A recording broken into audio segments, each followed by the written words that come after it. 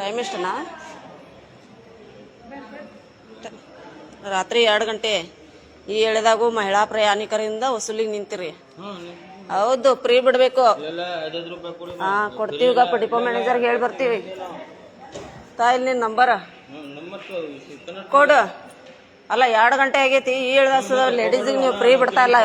ಅಲ್ಲ, ನಾಚಿಕೆ ಆಗಲ್ವಾ ನಿಮಗೆ? ಕೀಲಿ ಹಾಕಿದಿ, ಅದನ್ನ ರೊಕ್ಕ ಕೊಟ್ರೆ ತೆಗಿತಿ.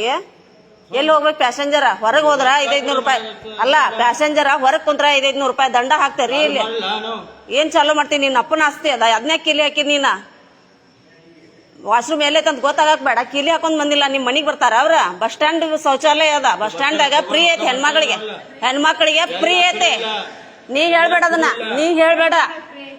ಹೆಣ್ಮಕ್ಳಿಗೆ ಫ್ರೀ ಐತಿ. ಈ ಹೇಳ್ದ 2 ಗಂಟೆ ಆಗೈತಿ ನೈಟ್. ಈಗ ಸುದ ನೀ ರಾತ್ರಿ ವಸೂಲಿ ಮಾಡತ್ತಿ ಅಂದ್ರೆ ಎಷ್ಟ? ನೀನ್ ಮನಿ ಹೆಣ್ಮಕ್ಳಿಗೆ ಹಿಂಗ ಮಾಡ್ತಿ? ಏನ್ ನೀನೇನ? ಅಲ್ಲ, ಕೀಲಿ ಹಾಕಿದಿ, ಕೀಲಿ ಹಾಕಿ ನಿಮ್ಮ ಅಪ್ಪನ ಆಸ್ತಿ ಅದ. ಅಲ್ಲ, ಕೀಲಿ ಹಾಕಿದ್ದಿ ನೀ ಅಲ್ಲ, 2 ಗಂಟೆದಾಗ ನೀ ರೊಕ್ಕ ವಸೂಲಿ ಮಾಡತ್ತಿ. ಕೊಡಲ್ಲ.